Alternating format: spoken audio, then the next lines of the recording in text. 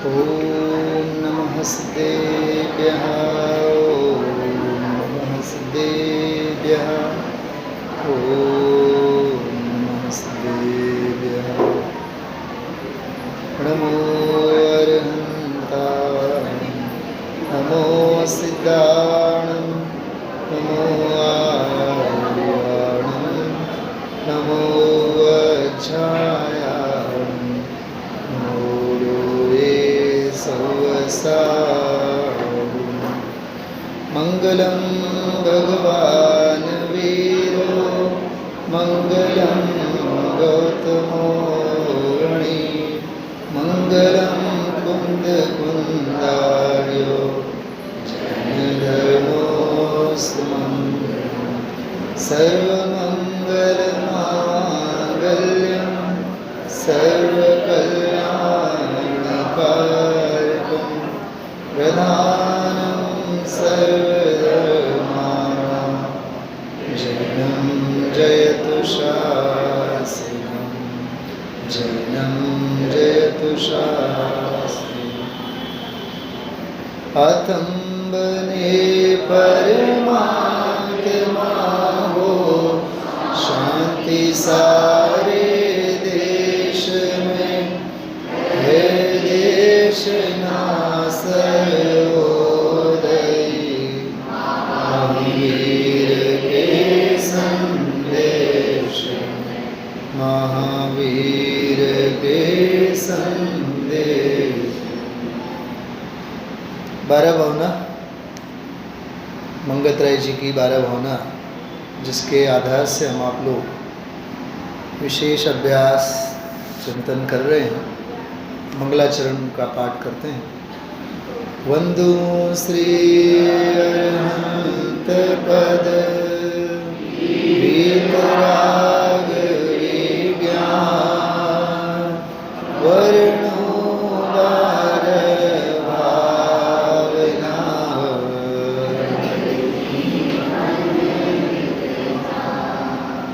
कहाँ गए चक्री जिन जीता भरत खंड सारा कहाँ गए वह राम लक्ष्मण जिन रावण मारा कहाँ कृष्ण रुक्मिणी सत्यभामा और संपत्ति सबरी कहाँ गए वह रंग महल अरु सुरन की नगरी नहीं रहे वन लोभी कौरव जुझ मरे रण में गए राज तज पांडव वन को अग्नि लगी तन में मोहन नींद से उठ रहे चेतन जगावन को ओ दयाल उपदेश करे गुरु बारह बावन को गुरु बारह बावन को। थोड़ा सा इन शब्दों के ऊपर हम आप लोग विचार करें। बार बार इसमें लिखा हुआ है कहाँ गए कहाँ गए, कहाँ कृष्ण रुक्मिणी, कहाँ गए वह रंग महल। ये क्या है ये कहाँ गए, इसका क्या भावार्थ है? गुजराती में एक बहुत सुंदर काव्य पंक्ति आती है। तारा गया बाद तारू नाम એવું ભૂલાઈ જશે જળમાંથી નીકળી આંગળી અને ખાલી જગ્યા પુરાઈ જશે। तेरे चले जाने के बाद तेरा नाम भी ऐसा ही मिट जाने वाला है जैसे जल में से अपन ने उंगली निकाली, कितनी देर के लिए वहाँ खालीपन रहता है, तुरंत वहाँ दूसरा जल है वो अपना स्थान ले लेता है। किसका नाम किसका काम। उमा स्वामी आचार्य का जो परिचय दिया है बाल बोध भागों में 7 तत्व वाला जो पाठ है ना, 7 तत्व वाला पाठ, उसके परिचय में शुरुआत में एक शब्द का प्रयोग है। आचार्य उमा स्वामी देव लोकेशना से दूर रहते थे।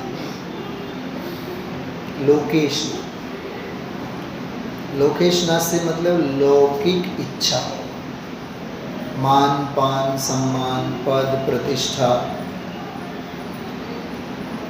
लौकिक वांछा, लौकिक अभिलाषा, लोकाभिलाषा। वो तो 2 दिन की चांदनी और फिर अंधेरी रात है। इसलिए ये 12 भावनाएं हम आप लोगों को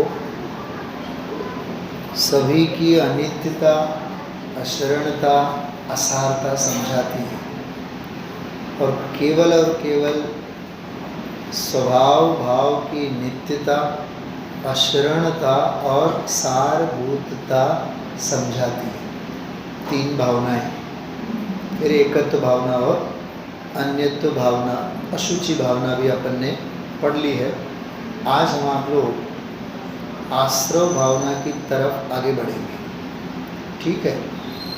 लेकिन आज का जो महामंगलमय दिन है, धर्म के 10 लक्षणों में, धर्म के 10 दिन नहीं, धर्म के लक्षणों में जो धर्म दिन है 10 धर्म है, बल्कि धर्म के 10 लक्षण हैं, समझाने के प्रयोजन से। एक और मैं प्रश्न पूछना चाहता हूँ। कई किशोर वय के बच्चे बैठे हैं, युवा मित्र भी हैं। ये जो क्षमा, मार्दव, आर्जव, शौच, सत्य, संयम, तप, त्याग, आकिंचन और ब्रह्मचर्य, ये द्रव्य है, गुण है या पर्याय है?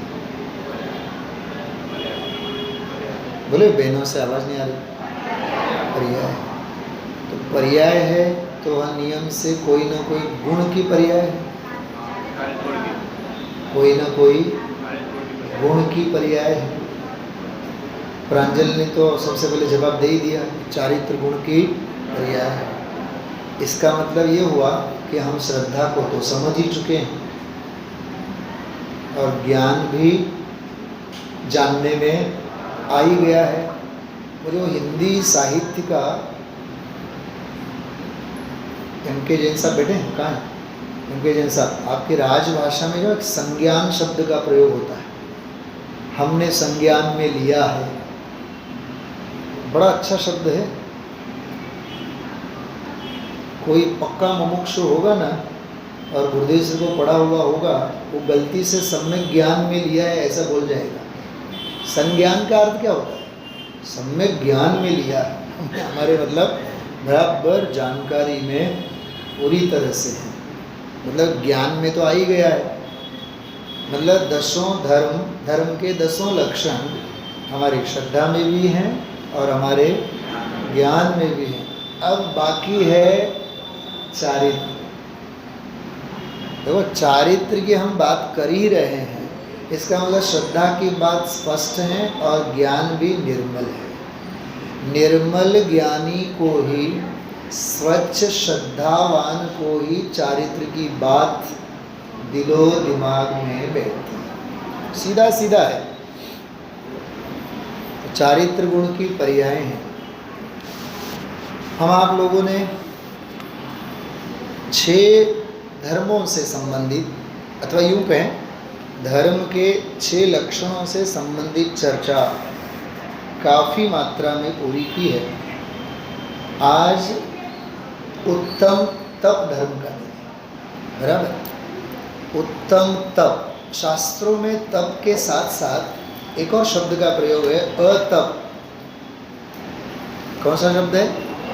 अतप। हम आप लोग महावीर वंदना में, महावीर पूजा में एक शब्द पढ़ते हैं, संतप्त।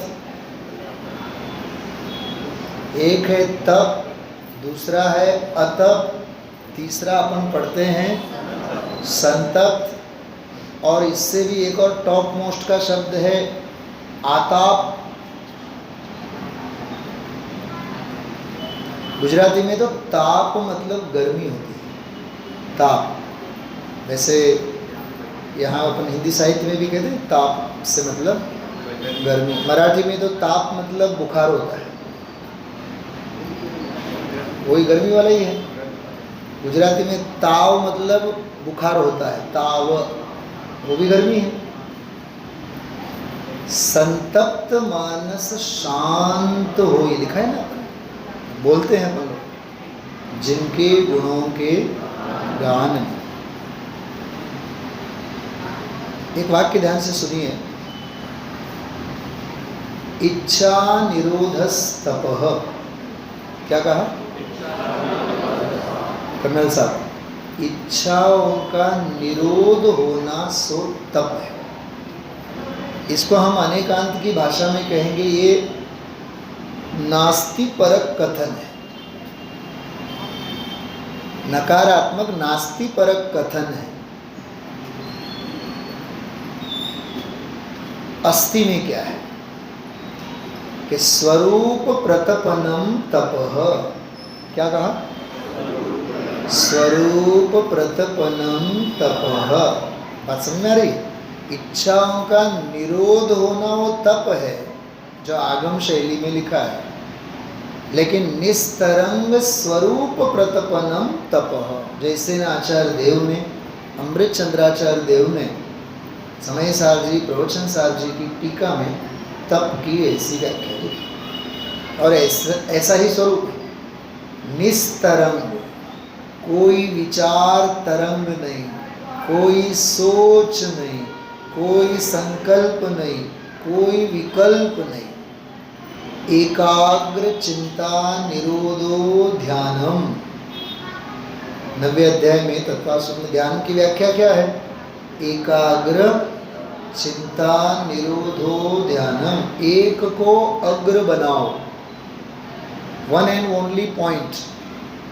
एक को अग्र, अग्र मतलब अपने सम्मुख बनाओ, एक के ही अग्र हो जाओ। जैसे अपनी जिन मुद्रा होती है जिनेंद्र भगवान की, नासाग्र कहते हैं। क्या कहते हैं? नासाग्र। अब वो नासाग्र का अर्थ ऐसा होता है कि भाई न आंखें खुली हैं और न आंखें मूंदी हैं, न बंद हैं।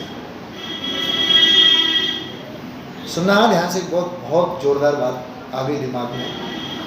खुली हैं तो राग का प्रतीक है, बंद है तो द्वेष का प्रतीक। आदित्य भाई साहब क्या कहा मैंने?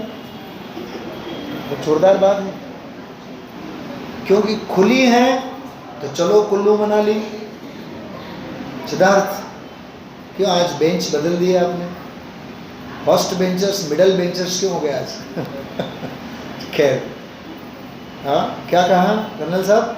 आंखें खुली है तो हम सारी दुनिया को देखना चाहते हैं ना। हाँ, अरे अब अपने आप को देखो। निरखो अंग अंग जिनवर के, जिनसे झलके शांति अपार। बात समझ में आ रही है? भक्ति तो याद है आप लोगों को सब। हाँ, नेत्र युगल जिनवर कहे, सब संसार। सब कुछ देख लिया ना, तो अब तो आंखें नासागर करो, स्वरूप में डूबो। बहुत मार्मिक बात मैंने आपको सहज ही हल्की फुल्की भाषा में कह दी है, पकड़ना उस बात को। आंखें खुली हैं ये राग का प्रतीक है, और आंखें बंद हैं द्वेष का प्रतीक। बंद तभी होता, हमें नहीं देखना है। हम तो जिस गली में तुम्हारा घर है उस गली से हम गुजरेंगे भी नहीं। द्वेष है, अनंत द्वेष। और हमारे जिनेंद्र भगवान कैसे हैं? न उनकी आंखें खुली हैं, न उनकी आंखें बंद है, नासाग्र दृष्टि से। ये परम वीतरागता का द्योतक है, न किसी से राग और न किसी से। ये जो 9 कषाएं होती है ना संतोष जी भाई साहब, 9 कषाएं, उसमें एक होती है रति और एक होती है अरति। रति राग रूप होती है और अरति द्वेष रूप। अरे हम तो मुंह उठा करके भी देखना नहीं चाहते उसकी तरफ, अनंत अरति, और हम तो हर हमेशा उससे चिपके रहना चाहते हैं। ये क्या है? रति। रति राग रूप, अरति द्वेष। कषायों के खेल भी बहुत गजब के हैं। चैतन्य के खेल की तो बात क्या करें। हाँ, तो देखिए, विषयों की इच्छा पूरी करने को अतप कहते हैं। क्या कहा? विषयों की, 5 इंद्रियों के विषयों की इच्छा पूर्ति करने के लिए जो भी हम श्रम परिश्रम करते हैं वो सब अतप है। बराबर।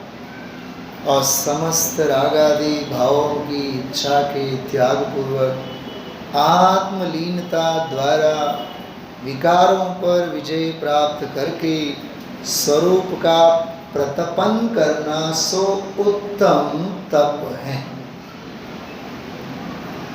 एक और बात पूछना चाहेंगे।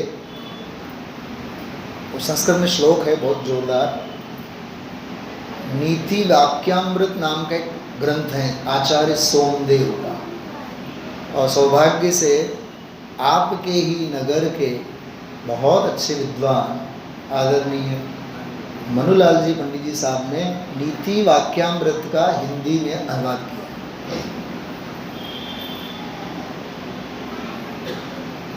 बात समझ में आ रही है? पढ़ने लायक है। बहुत सुंदर ग्रंथ है सोमदेव आचार्य का, ओरिजिनल संस्कृत में है, मस्त शास्त्र है। कम से कम डबल समय सार जितना है वो ओरिजिनल जो संस्कृत का है। उसमें बहुत सुंदर सुंदर सुंदर सुंदर सुविचार हैं।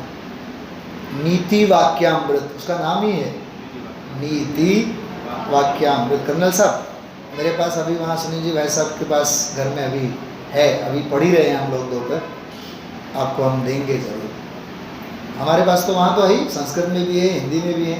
वो जो हमारे पास हिंदी में है यहाँ अभी, वो हम आपको दे के चले जाएंगे। बराबर, आप पढ़िएगा, बहुत सुंदर ग्रंथ है। उसमें एक वाक्य है बहुत जोरदार, पहले ही अध्याय में, ज्ञान प्राप्ति के लिए बार बार परिश्रम करना सो अभ्यास है। क्या कहा? ज्ञान प्राप्ति के लिए बार बार परिश्रम करना सो अभ्यास। जैसे ये बच्चियां जो भी आप लोग डायलॉग डिलीवरी करती हैं, तो यहाँ तो एक बार करना होता है, लेकिन घर में 8 दिन से रोज 10 बार करना होता है। बात समझ में आ रही है? कितनी बार तो वो डायलॉग डिलीवरी अकेले में एकांत में उनका अनुप्रेक्षण करके बारंबार फ्रिक्वेंटली उसको पौनः पुण्येन, संस्कृत में कहते हैं पौनः पुण्येन, बारंबार उसका घोलन करके फिर एक बार की सॉलिड अभिव्यक्ति करते हैं, फिर एक बार सॉलिड अभिव्यक्ति करते हैं।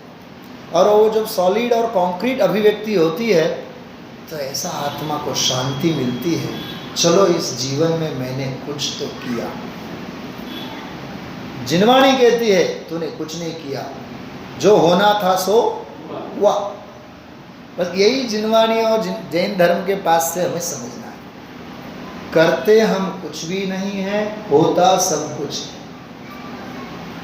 लेकिन होते हुए को मैं करता हूँ ऐसा जो मानता है वो करता होता है, होते हुए को होता हुआ जो जानता है वो ज्ञाता होता है।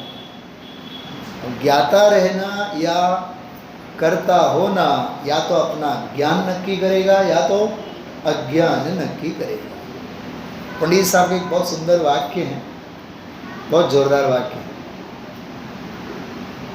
सुख और शांति इच्छाओं की पूर्ति से नहीं, इच्छाओं के अभाव से। हम कितनी, एक पूजा में 10 लक्षण धर्म की पूजा में लंगोटी की चाह शब्द आया। साधु की आप लोगों ने कथा सुनी होगी। साधु जी रोज लंगोटी टिंगाते थे अब वो चूहा पराक्रम करके चला जाए। किसी ने कहा कि भाई आप, चूहा जो है वो बिल्ली से डरता है तो बिल्ली को रखो। बिल्ली को पालने के लिए तो उसको दूध तो चाहिए, दूध के लिए भैंस बांधो, गाय बांधो, खेत खलियान करो। तो साधु जी को चिंता थी लंगोटी, और सारा का सारा गृहस्थाश्रम प्रस्थापित हो गया। हम आप लोगों की इच्छाओं का भी ऐसा है। टीवी के सामने बैठे हो, एक एपिसोड हम देखेंगे और एक एपिसोड से देखने की खुजली इतनी बढ़ती है, दूसरा भी देखें, तीसरा भी देखें, इच्छाओं का कोई अंत नहीं। और बहुत गंभीरता से इस बात को समझना। तप किसे कहते हैं? तो उस नीति व्याख्यामृत में एक वाक्य है संस्कृत में, तपो न तपता वयमेव तपता। क्या कहा? तपो न तपता वयमेव तपता। मतलब उसका अर्थ क्या लिखा है संजय? तपों को हमने नहीं तपाया है, तपों ने हमको तपाया है। क्या कहा? होना क्या चाहिए था? हम तपों को तपे। होता क्या है? तप हमको तपाते हैं। सर्वज्ञ, बिजनेस के लिए आप हो कि आपके लिए बिजनेस है? जवाब मत देना। पैसों के लिए हम हैं या हमारे लिए पैसा है? बोल सिद्धार्थ, बोल प्रांजल, बोल। पैकेज और प्लेसमेंट के लिए हम हैं या हमारे लिए प्लेसमेंट और पैकेज है? बोलो अतुल भाई, बोलो। हाँ, धंधे के लिए हम हैं कि हमारे लिए धंधा है? अरे हमारे लिए धंधा है, धंधे के लिए हम नहीं है। लेकिन हो रहा है तो उल्टा ही। ऐसा लगता है दुनिया की व्यवस्था के लिए ही हमारा अवतार हुआ है। स्वयमेव इस जगत का सब काम हो रहा है। नहीं, दूसरी पंक्ति नहीं बोलना, सफेद झूठ है। हमें याद है वो, हम नहीं गाएंगे। हाँ, कोई बात नहीं, समाधान के लिए गा भी लेंगे अपन। गाओ। हमको भी धीरे धीरे, धीरे धीरे, हाँ, जल्दी जल्दी नहीं। हमको भी धीरे धीरे, अब क्या हो रहा है?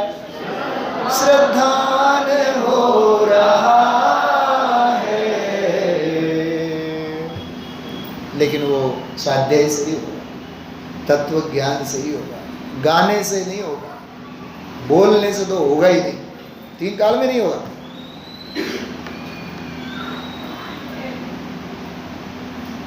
तो तप के बारे में बहुत बहुत जोरदार सब चर्चाएं हैं। अतप के बारे में मैंने आपसे कही। जो प्राचीन पूजा में जो पंक्तियां आते हैं, उन पंक्तियों को याद करते हुए हम आप लोग आगे बढ़ते हैं। तप चाहे सुर राय, कर्म शिखर को वज्र है, द्वादश विधि सुखदाय, क्यों न करे निज उत्तम तप सब माही बखाना, शैल को वज्र समाना, बस्यो अनादि निगोद मंजारा, भुवि कलत्रय पशुतन धारा, धारा मनुष्य तन महादुर्लभ, सुकुल आयु निरोगता, श्री जैन वाणी तत्वज्ञानी, भई विषय पयोगता, अति महादुर्लभ त्याग कषाय जो तप आदरे नरभवनुपम कनक गर परमणिमयी कलसा। देखो तप की कितनी जोरदार महिमा, कितनी बढ़िया महिमा इसने की है। क्या क्या उपमा दी है देखो। तप चाहे सुर राय। सुर राय मतलब कौन? राय मतलब राजा, सुर मतलब देव, देवों के राजा कौन? सौधर्म। इंद्र कहें अपन, इंद्र कहें, इंद्रों के भी इंद्र सौधर्म, बराबर। भवनाले 40 विंतर देवान होती 32 कप्पा मर 24 चंदो सूरो नरो तिरियो 100 इंद्र, ठीक है। तप चाहे सुर राय, कर्म शिखर को वज्र, कर्म रूपी पर्वत को भेदने के लिए वज्र के समान है। वज्रपात होवे, सारा का सारा पर्वत चकनाचूर हो जाए। 12 विधि सुखदाय। 12 प्रकार के तप हैं, वो कैसे हैं? सुखदाय, सुखदायक, मतलब हमें त्याग और वैराग्य की शिक्षा देने वाले हैं। क्यों न करे निज सकति सम, अपनी शक्ति के अनुसार हमें क्यों नहीं करनी चाहिए। आत्म बल को छुपाना सबसे बड़ी माया चाहिए। क्या कहा? आत्म बल, आत्म वीर्य, आत्म शक्ति, शक्ति को छुपाना ये सबसे बड़ी मायाचारी है। आगम की बात कर रहा हूं।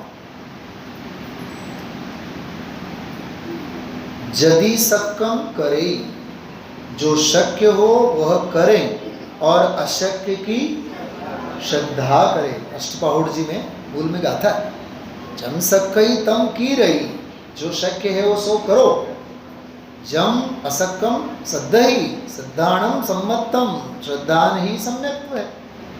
लेकिन जितना बनता है उतना तो करो। जब जागो तब सवेरा, है ना। जितना पल्ले पड़ा उतना। शक्तितः तप और शक्तितः त्याग लिखा है। 16 कारण भावनाओं में तीर्थंकर प्रकृति का जो बंध होता है, सातिशय पुण्य प्रकृति का, शक्तितः अपनी शक्ति पूर्वक त्याग करो, शक्ति पूर्वक तप करो। भावुकता में तो करना ही नहीं है, बराबर। तो एक तो ये बात। 12 प्रकार के तप कहें, एक आध मिनट में अपन याद कर लेंगे। अंतरंग तप और बहिरंग। अंतरंग तप कितने? 6। और बहिरंग तप कितने? 6। नाम याद है? अनशन, अमोदर्य, वृत्ति परिसंख्या, रस परित्याग, काय क्लेश, बराबर। अब अंतरंग तप में प्रायश्चित, क्रम में बोलना, प्रायश्चित, विनय, वैयावृत्ति, स्वाध्याय, व्युत्सर्ग और पंडित जी हम तो ध्यान तो रोज करते हैं, क्योंकि हम तो टॉप मोस्ट का ही काम करेंगे ना। लेकिन ध्यान से पहले स्वाध्याय तो करो। न ध्येय का पता है कर्नल साहब, न ध्येय का पता है, न ध्यान का पता है। ध्यान के बिना कोई जीव होता ही नहीं। कम से कम 2 ध्यान तो होते ही। कौन से? नियम से। आर्त ध्यान और रौद्र ध्यान मतलब राग और द्वेष, दुख और सुख। आर्त ध्यान दुख रूप, रौद्र ध्यान सुख रूप। इंद्रिय सुख और इंद्रिय दुख। जितना भी इंद्रिय दुख है सो आर्त ध्यान है, जितना भी इंद्रिय सुख है सो रौद्र ध्यान है। सुन लीजिए भाई साहब, जितना भी इंद्रिय सुख है सब रौद्र ध्यान में चला जाता है, और जितना भी इंद्रिय जन्य दुख है सब कुछ आर्त ध्यान में चला जाता है। उन इंद्रिय सुख दुखों से पार तो अतीन्द्रिय सुख की हद चालू होती है, शुरू होती है। तो प्रायश्चित, विनय, वैयावृत्ति, स्वाध्याय, व्युत्सर्ग और ध्यान, अच्छा, अनशन मतलब क्या होता है? आहार, आहार बोलिए, आहार नहीं लेना। अनशन, अशन मतलब आहार, अन मतलब नहीं, मतलब बिल्कुल भोजन नहीं लेना। कई जगह तो यहाँ भी आप क्या होगा, निर्जल उपवास भी करते हैं। निर्जल, जल भी नहीं लेते, बराबर। उपवास मतलब तो आहार नहीं लेना। अवमोदर, अव मतलब कम, भूख से भी कम, उदर मतलब पेट। भूख, भोजन तो लेंगे लेकिन वो एकासन के रूप में अल्प आहार लेंगे, अल्प आहार। अब आहार नहीं लेना ये ऊंचा तप है या एक बार भोजन लेना ये ऊंचा तप? सुन तो रखा अपन ने ऐसे ही, लेकिन समझते तो ऐसे ही है क्या? अच्छा, एक और बात, घर में समझो दो बहनें हैं, एक खूब स्वाध्याय करती है, तत्व समझती है, भले वो 2 बार खाना खाती है, भोजन लेती है मर्यादा पूर्वक का, और एक ने जो है 10 दिन निर्जल उपवास किया है। सबसे बड़ा तप कौन सा? अच्छा, सभा में माला किसको पहनाई जाएगी? आदित्य भाई साहब, आदित्य भाई साहब जी के वरद हस्त से हाँ, उसको क्या बोले, गिफ्ट किसको दिए जाएंगे? अरे तपस्वी, आप देखो कितना स्वाध्याय करते हैं, कितना चिंतन मनन करते हैं, फिर भी हमारे दिमाग में वो भूसा भरा हुआ है। जो उपवास करते हैं वे महान, और वो स्वाध्याय करके अपने आत्मा के उप अर्थात निकट में निवास करने का प्रयत्न किया, उसकी तो हम गिनती नहीं करते, जबकि वो अंतरंग तप है और वो आहार नहीं लेने रूप बाह्य तप है। इससे पता चलता है। अच्छा, सिद्धार्थ आपके घर में आया, आपकी बहन ने समझो उपवास किया है और आप स्वाध्याय करते हो, और हमने डोरबेल बजाई, सुनील अंकल आगे करा, डोरबेल बजा, माँ क्या कहेगी? किसको डोर दरवाजा खोलने के लिए किसको कहेगी? तुम तो दिन में 3-3 बार तो तुम खा गए हो, जाओ खड़े हो जाओ। वो तो तप कर रही है, तप। हमारी सोच में वो बहिरंग तपों का इतना बड़ा साम्राज्य दिमाग में घुसा हुआ है, हम अंतरंग तपों को जानते तक नहीं। एक बहुत सर्व प्राचीन अलौकिक शास्त्र का मैं एक उद्धरण दे रहा हूं, ध्यान से सुनिए, जिसकी टीका का नाम है विजयोदया, भगवती आराधना। भगवती आराधना विजयोदया टीका में आचार्य शिवार्य लिखते हैं,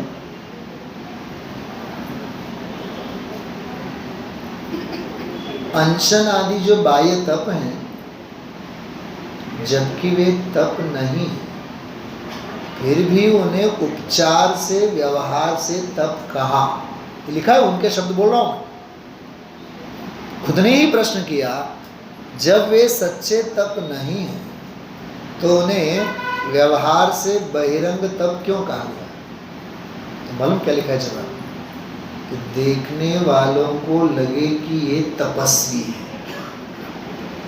भगवती आराधना विजयोदया टीका में ये पंक्तियां हैं कि देखने वाले को दिखे कि लगे कि ये कौन है? तपस्वी हैं। इसलिए उपचार से अनशन, अमोदर्य, वृत्ति प्रसंज्ञान, रस परित्याग, काय क्लेश इत्यादि बाह्य तपों को तप कहा है। वो तप है ही नहीं, वो बाह्य तप है, उपचार से व्यवहार तप है। थोड़ी और गहरी भाषा कहूं, उपचरित असद्भुत व्यवहार नए से तप है। कौन से नए से? उपचरित असद्भुत व्यवहार नए से तप है। अच्छा मनीष साहब, ठीक है, अब उपचरित सद्भुत व्यवहार में से तप कौन से? थोड़ा बहुत माइक्रो स्टडी है ये।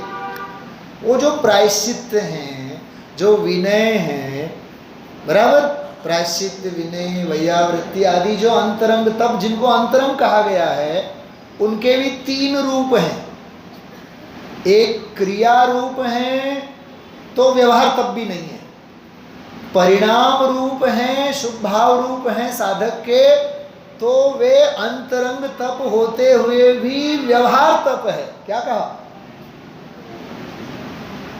है वो अंतरंग, क्योंकि शुभ भाव रूप है ना, शुभ भाव रूप है, अंतरंग है। अंतरंग होते हुए भी वे निश्चय तप नहीं है। क्या कहा? निश्चय तप तो एक ही है, वीतराग भाव। तो उत्तम क्षमा, प्रायश्चित करना, विनय, पैर पड़ना, पैर दबाना, देव विनय, गुरु विनय, शास्त्र विनय, ये जो परिणाम परक है, क्रिया परक है, वो तो व्यवहार से भी नहीं है। परिणाम परक शुभ भाव रूप हैं, तो वे अंतरंग तप होते हुए भी कौन से हैं? वो व्यवहार हैं। पॉइंट समझ में आ रही है आप लोगों को? अतुल जी समझ में आ रही है? कहा है अंतरंग, लेकिन वो निश्चय नहीं है। वो कौन से हैं? वो व्यवहार है। वो किसके? कि निर्ग्रंथ मुनिराज के। तो बाहर वाले व्यवहार वो तो उपचरित असद्भुत व्यवहार में से, तो अंतरंग वाले वो उपचरित सद्भुत व्यवहार से है। तो परमार्थ से तप क्या है? जो हमने कहा था, निस्तरंग प्रतपनम, स्वरूप प्रतपनम तप। अब सोचना कितना तप के बारे में। हम एकाध उपवास करते हैं, थोड़ा सा गर्म पानी पीते हैं, बिना चप्पल के हम चलते हैं, बिना डोली की हम यात्रा करते हैं, मतलब जो जो भी जितनी भी व्यवहार की क्रियाएं हम आप लोग, सोले का भोजन लेते हैं, मर्यादा पूर्वक हम गुरुदेव श्री का जीवन चरित्र बताएंगे तो रोंगटे खड़े हो जाए आप लोग। संतोष जी भाई साहब, गुरुदेव श्री दूध पीने बैठते थे, कफ प्रकृति थी उनकी, गुरुदेव श्री की, और दूध बहुत गरम दूध पीते थे। ठंडा दूध कभी उन्होंने पिया ही नहीं, गरम दूध पीते थे, पसीना छूटता था। अब नहा धो करके, स्नान करके, दर्शन करके, अर्घ्य दे करके दूध पीने के लिए बैठे हैं। कुछ मिनटों बाद ही दर्शन के लिए, स्वाध्याय के लिए जाना है। फिर भी वो जो दूध पीने के बाद पसीने से लथपथ जो पूरे कपड़े होते थे, उन कपड़ों को बदल करके फिर दूसरा सूखा हुआ कपड़ा पहन करके फिर स्वाध्याय में जा करके बैठते थे। और आपको ख्याल में है, गुरुदेव श्री के हाथ में एक लकड़ी रहा करती थी,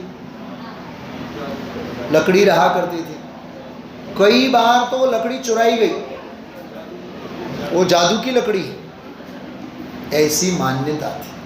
आप जिसके माथे पे वो लकड़ी चलाते हो वे, अरे आपके शोभालाल जी ने एक बार पूछा था, शोभालाल जी सेठ जी ने पूछा प्रश्न, गोस्वामी जी हमने तो सुना है कि आपके हाथ में तो जादू की लकड़ी है। तो गुरुदेव श्री तो हंसते हंसते बोले, તમે શું કહેવા માંગો છો? તમારે માથે આમ ફેરવું? तुम तो वैसे अब्जोपति हो, करोड़पति हो। शोभालाल जी सेठ साहब को बोले कि 3-4 बार तो लकड़ी चुराई गई। भाई परसेવો છૂટે છે, પરસેવાના આંગળા ને હાથ જીનવાનીને અડે તો આવી नहीं था। अरे पसीने जब छूटते हैं तो पसीने के हाथ से हम माँ जिनवानी का स्पर्श करते हैं तो उसमें जिनवानी की अभिनय होती है।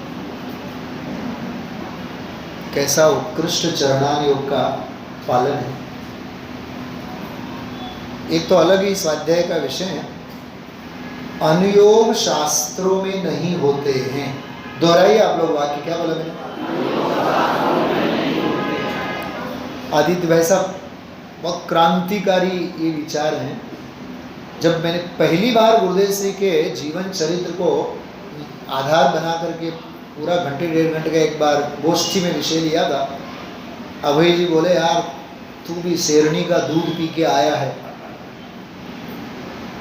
अनुयोगो शास्त्रों में अनुयोग नहीं होते हैं। ज्ञानी के चिंतन में चारों अनुयोग होते हैं।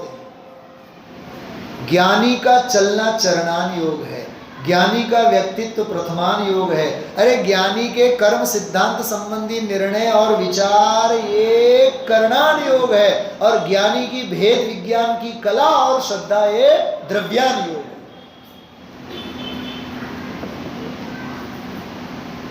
कुछ बात समझ में आ रही है? शास्त्रों में मार्ग है कर्नल साहब, मार्ग का मर्म तो ज्ञानियों के हृदय में होता है। क्या कहा? शास्त्रों में मार्ग है, मार्ग का निरूपण है, लेकिन मार्ग का मर्म तो ज्ञानियों के हृदय में है। इसलिए केवल क्रिया मात्र से हम आप लोग बाहर से समझे कि हम लोग तो बहुत धर्मात्मा हो गए, बहुत हम समझते हैं। संस्कृत में श्लोक आता है, यदा किंचित किंचिज्ञोहम द्विपैव मदान्धः समभवम्। जब मैं थोड़ा बहुत जानने लगा तब पागल हाथी की भांति मदोन्मत्त हुआ घूम रहा था। जब ज्ञानियों के संपर्क में आया और थोड़ा बहुत जब मुझे समझ में आने लगा तब मुझे ऐसा समझ में आने लगा कि हम तो कुछ भी नहीं जानते। भर्तृहरि का नीति शतक का श्लोक है, इसलिए अभिमान नहीं, हमेशा डाउन टू दी अर्थ रहो, जमीन दोस्त बने रहो। नहीं तो वैसे तो जमीन दोस्त होने ही वाले हैं, हमेशा डाउन टू दी अर्थ बने रहो। कार्तिकेयान प्रेक्षाकार कहते हैं, अरे रे कहाँ केवल ज्ञान और कहाँ है हमारा क्षुद्र अल्प ज्ञान, क्या करना उसका अभिमान। और हम तो कहते हैं कि भाई हमें तो सब कुछ आता है। जिसे सब कुछ आता है उसे कुछ नहीं आता है, और जिनको सब कुछ आता है वो वेदी के ऊपर विराजमान है, अभिमान नहीं। बराबर। धारा मनुष्य तन महादुर्लभ सुकुल आयु निरोग। कैसा जैन कुल मिला हम आप। थोड़ा सा बोधि दुर्लभ वाला फ्लेवर है इसमें, बोधि दुर्लभ में हम इसका स्पष्टीकरण करेंगे। सुकुल जैन कुल मिला, आयु निरामय आयु मिली, निरोगता मिली और मनुष्य देह मिला। सब सारी इसकी चर्चा। जैन वाणी तत्व ज्ञानी, क्या कहा? जैन वाणी तत्व ज्ञानी, भई विषय योग्यता, विषय रहित सहज संयम के भाव होने लगे। अति महादुर्लभ त्याग विषय कषाय जो तप आदरे। खैर बहुत सुंदर चर्चा है। मैंने मूल मर्म की बात तप के बारे में आपसे कही है। तपों को क्रियाओं से मापो मत, परिणामों से भी मापो मत, अभिप्राय से सोचो समझो, और स्वरूप प्रतपन ही सच्चा तप है। उस गहराई तक हम आप लोग पहुँचे। बराबर। बाकी तो जिनागम तो सारा भरा पड़ा है, जहाँ से जो भी हम आप लोग सुने समझे उतना कम है। कल हमने छठी भावना अशुचि भावना की चर्चा की थी। बराबर। 1 मिनट में थोड़ा सा एक नए ढंग से अपन लोग रिवाइज करते हैं। जब गुरु महाराज ने कहा संयोगों की अनित्यता जानो, संयोगों की अशरणता जानो, संयोगों की असारता जानो, सबको अपने से भिन्न पहचानो और अपने स्वरूप में आओ। 5 भावना, ठीक है। अपना स्वभाव नित्य है, अविनाशी है, शरणभूत हैं, सारभूत हैं, पर से पृथक, स्व स्वभाव से एकत्व रूप है। ठीक है। 5 भावना समझ में आ रही है। अस्ति नास्ति। फिर भी हमारी तो वो टेढ़ी की टेढ़ी पूंछ रहती है। हमने गुरु महाराज के सामने एक प्रश्न किया, वो तो बात सही है, लेकिन शरीर माध्यम खलु धर्म साधनम। क्या कहा? शरीरम आद्यम खलु धर्म साधनम। अरे साहब, जिम में जाना पड़ता है, योगा करना पड़ता है। जिंदगी में गुरुदेव श्री ने कभी योगा नहीं किया। 4:30 बजे उठते थे। कभी लगे हाथों में लूँगा, आपको बताऊंगा उनकी जीवनचर्या कैसी होती। 175 बातों का पूरा ध्यान करते थे 45 मिनट बैठे बैठे, सुबह उठते ही से। और हम आप लोग योगा, प्राणायाम, अनुलोम विलोम, भस्त्रिका, न जाने कौन कौन से, हाँ, शवासन भी हमारे लिए इतना प्रिय है। हाँ, अरे शव तो वैसे भी हो, लिखा है शास्त्र में, दर्शन पहाड़ में लिखा है, सम्यक दर्शन के बिना ये जीता जागता घूमता फिरता शव है। उसमें मालूम क्या लिखा है? वो शव तो हिलता नहीं है, और ये शव तो धंधा व्यापार भी करता है, खूब घूमता है। ये लिखा है दर्शन पहाड़ में। बिना भेद ज्ञान का यह जीव चलता फिरता मुर्दा है। सोचो तो सही, देह के लिए हम लाख उपाय करें, फिर भी देह का तो जो होना है सो ही होना है। इसलिए हमने जो कुतर्क किया, देह का तो देखना चाहिए, देह का तो करना चाहिए, कितना ध्यान रखना चाहिए, ध्येय का ध्यान रखना चाहिए कि जो गेय है उसका ध्यान रखना चाहिए। शरीर तो गेय है ना। चलो हम ये नहीं कहते कि औषधि पान वगैरह नहीं करना अथवा आहारचर्या आदि नहीं करना, फिर भी देहाध्यास न हो, देह भान हो, लेकिन आत्म भान पूर्वक हो तो काम का। बाकी तो देह की ही जिसके श्रृंगारों में मेरा यह महंगा जीवन, उसी में जिंदगी चली जाती है। तो अशुचि भावना में उसका जवाब दिया, देह की मलिनता, देह की असारता, न जाने बहुत सारी बातें इसमें कही।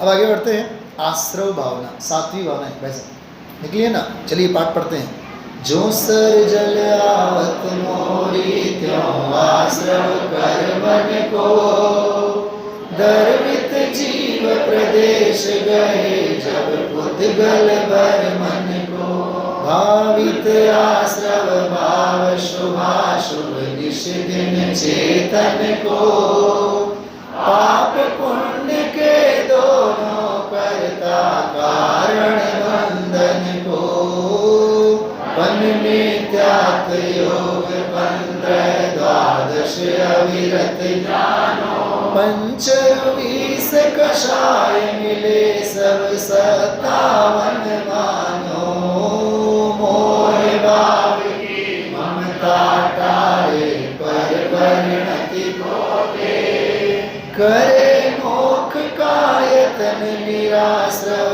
यानी जन होते। देखिए इसमें 57 का एक अंक आया, जानते हैं आप लोग सभी। मिथ्यात, अविरति, प्रमाद, कषाय, योग आदि के जो अन्य जो प्रकार कहें हम, बराबर, भेद प्रभेद, उनको इसमें गिनाया। और सरोवर का उदाहरण दे करके, जैसे नालियों में से, मोरियों में से जल का आना, मतलब आश्रव का एक सर्वसामान्य स्वरूप इसमें समझाया। ये तो हम आप लोगों को सबको अच्छी तरह से ख्याल है। शुभाशुभ भाव है तो नियम से शुभाशुभ आश्रव होना ही है, बराबर। थोड़ी सी एक मार्मिक बात दिमाग में आ रही है, वो दादा के भी 12 भाव निकाल लिया। क्या कहा मैंने? देखो, कभी सोचा है अपन ने ये शुभाशुभ और पुण्य पाप में क्या फर्क है? कर्नल साहब, शुभ और अशुभ ये भाव कर्म के भेद हैं, और पुण्य और पाप ये द्रव्य कर्म के भेद। ये मोटे मोटे तौर पे उसका वर्गीकरण। कर्मों में पुण्य और पाप भेद होते हैं, लेकिन उपचार से परिणामों को भी पुण्य और पाप कहा ही जाता है, जिनागम में ही कहा है। लेकिन भाव होते हैं शुभाशुभ और कर्म बनते हैं पुण्य पाप। एक बार बोलिए आप लोग सभी, स्क्रीन के ऊपर मत देखिए, डिस्टर्ब मत होना अभी। क्या कहा?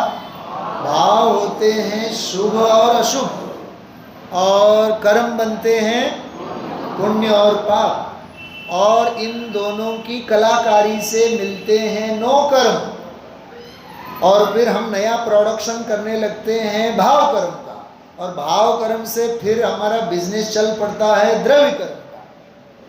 द्रव्य कर्म से भाव कर्म से द्रव्य कर्म, द्रव्य कर्म से 9 कर्म, 9 कर्म के लक्ष्य से फिर भाव कर्म, फिर नया द्रव्य। वो संसार का चक्र सारा चलता जाता है।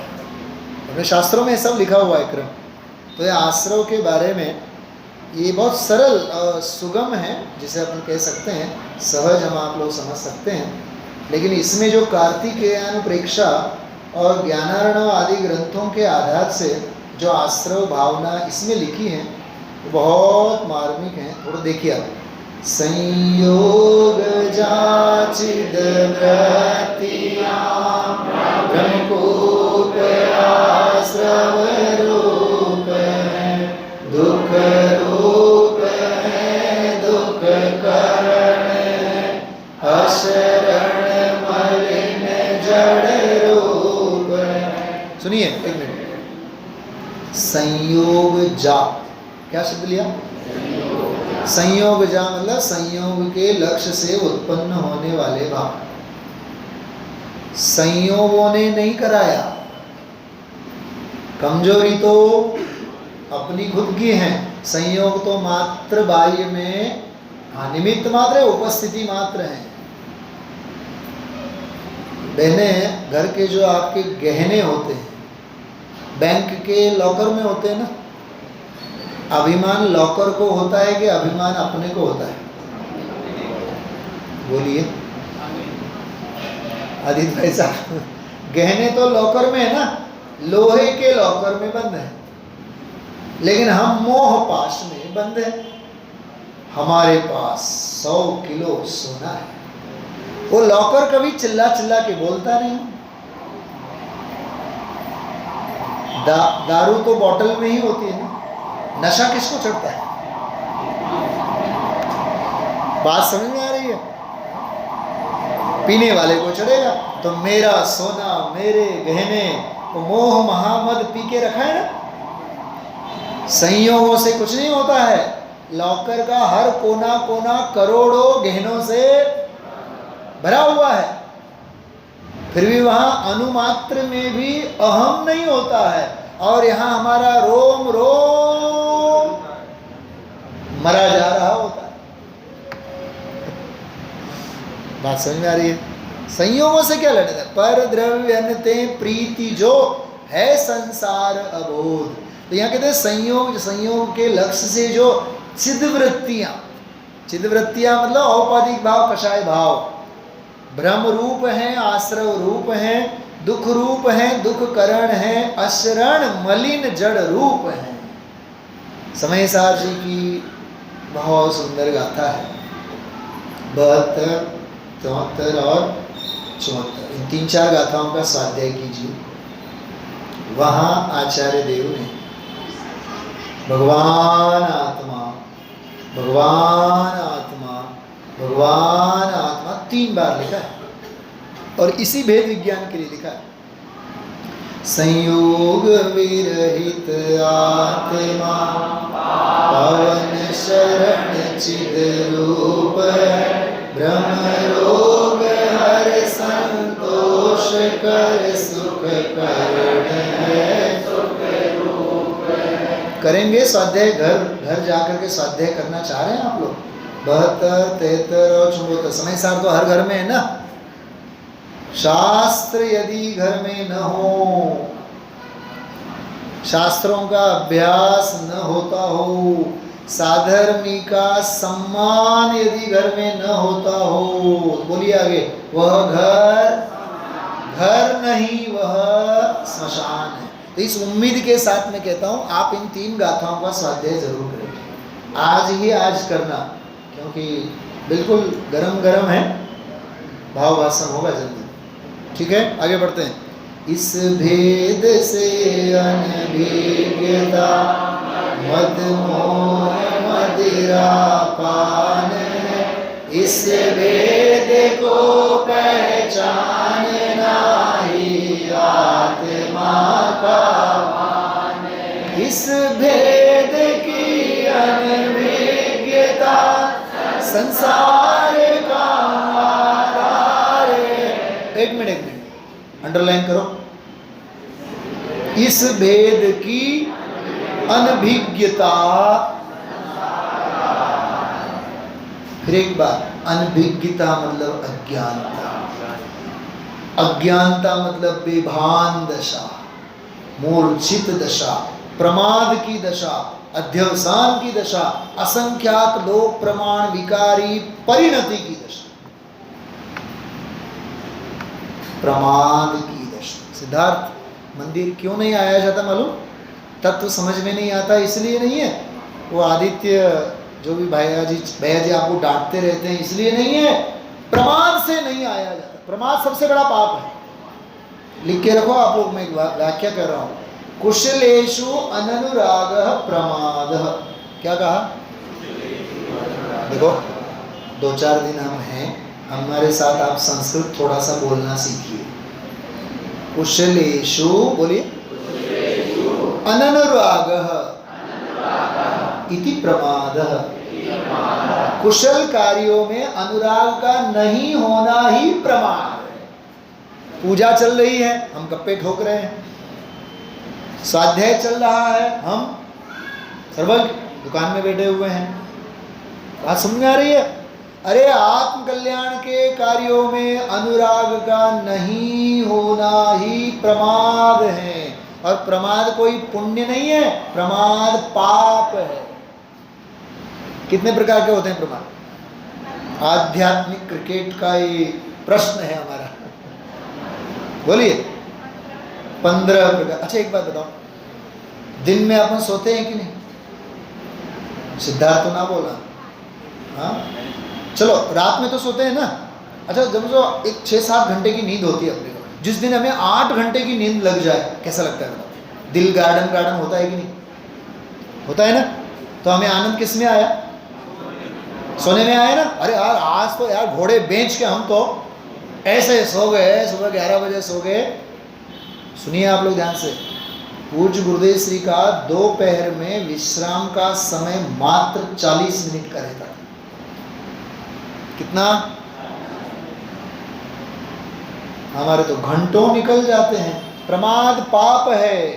गोमठ सार जी मालूम क्या लिखा है? तीव्र कषाई को थोड़ा अधिक सोना चाहिए और मंद कषाई को कम से कम सोना चाहिए, क्योंकि मंद कषाई होगा तो परिणामों की विशुद्धि होगी, वो तत्व ज्ञान का अध्ययन साधेगा। और उत्पाती सुनामी प्रकृति वाला जो होता है उसको संजय तो बोले सोते ही रहे। तुम्हारे मंगल आशीर्वाद उसको मिले तथास्तु। वही है, डूंगा चुंगा सूंगा होगा। नाम याद हो गया आप लोगों को?